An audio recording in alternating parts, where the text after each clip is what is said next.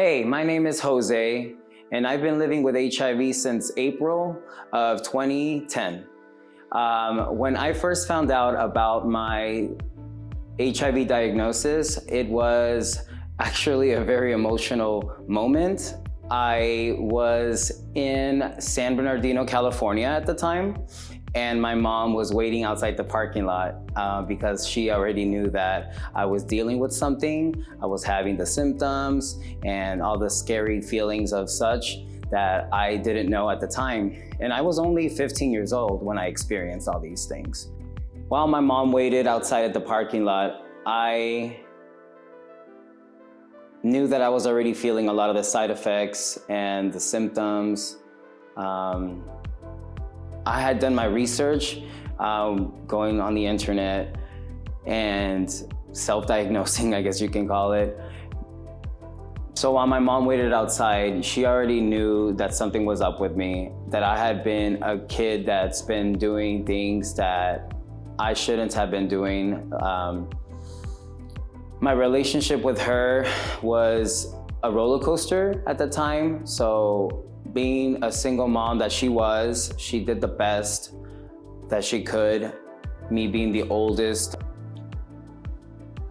son, I was able to always hide a lot of these things because she was always so busy with the others, my siblings, and her trying to provide for the household.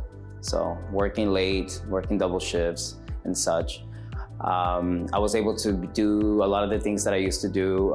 In the beginning, it started by me just exploring my sexual desires, sexual activities, getting on websites, like some that I just don't even have to really name, obviously, but just visiting websites that an 18-year-old should normally be in. So I surrounded my sexuality, my identity, and what I thought gay culture was supposed to be like at a young age by hypersexualizing myself. And I met a lot of older men, and they taught me that I could earn money for the things that I can do and what I can also like experience for myself. And I, at this point, feel like it is a courageous thing that I'm able to live and let live, you know, and just be here to tell people about this, because I know that there's someone out there, you know, that will definitely find their courage and their voice and identification. When I was getting my results, it was more of like a confirmation, because like I mentioned, I had already done my research online, and I was like, all right, Jose, you might have this virus, you know? So now what are you gonna do about it? So I didn't tell anybody. My mom was the only person at the time that knew. Once we kind of, I guess, hugged it out, because I went back into the car and I did confirm, and I was just like, hey, so yeah, in tears. I didn't even really have to say anything, but she knew that, you know, this was it. And so we just hashed it out and we left it alone, like most Latinos do. So in my growing up, like that was just something that's secret, and we don't talk about our fears, and we just live and follow the doctor's orders. So years went by. So this was 2010, and I got really heavy in drug use. And what I thought at the time was me just exploring and having fun, being playful. I did a lot of party drugs. I did complete high school. I might add that. I did everything that I had to do to complete my, you know, the process. I still partied, and there I went, kind of just brushing my HIV under the carpet. And I feel like that was like a source of like a defense mechanism and maybe mental health issues developing. So I do believe now as an adult that those were my coping mechanisms, that of just hiding the truth, because I just didn't know how to face my fears, face the reality. And medication started I was 17. I went ahead and I tried, I think the first medication that they had told me about was Atripla. I did Atripla and they gave it to me with another medication that I just remember the colors. There was a big medication and then there was a smaller one. And I remember taking those because me being underage, I was being seen by, I don't know if they were pediatrics, but it was for youth. So it was like a children's hospital almost. And I just do remember that I had a bad reaction and that really scared me.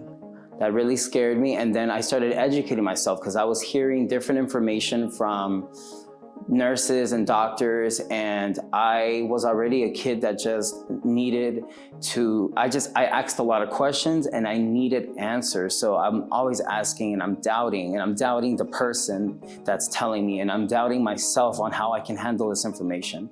And I just stopped. I stopped taking medication and I said, well, I'll be fine. They're saying that I have a life expectancy of at least 10 years. So I said, well, let me give it a break. And that break was just me, again, sweeping things under the rug. And years went by and I got really a lot heavier on my drug use, and it got to a really dark place where I was practically losing my mind. I ended up in a hospital with what I remember needing to be giving IV hydration because I had been so just dehydrated, and they ended up telling me, hey, did you know that you were HIV positive? And something in my mind said, those 3 letters sound familiar, you know, and they're like, well, you haven't been on medication and your T cells, your numbers are really low. You know, you could end up having AIDS. So I just took that serious. I was already over 18 at that point now. And I said to myself, I have to get this, you know, stuff together. And the nurse was like, you remind me of my son. She was a Latina lady too. And she's like, you remind me of my son.